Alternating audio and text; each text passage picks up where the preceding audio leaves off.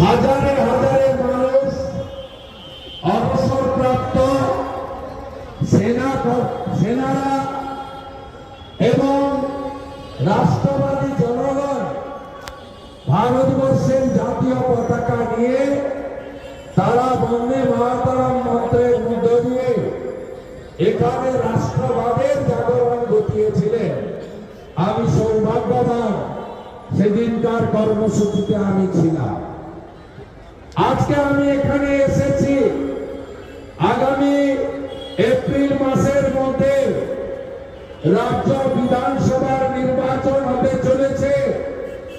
এই নির্বাচনে পরিবর্তনের লক্ষ্যে, পরিবর্তনের সংকল্প নিয়ে জয়ের লক্ষ্যে এই আসনে ভারতীয় জনতা পার্টিকে তৃতীয়বারের জন্য জেতানোর সংকল্প নিয়ে আপনারা সবাই বাড়ি যাবেন, এই আবেদন করব।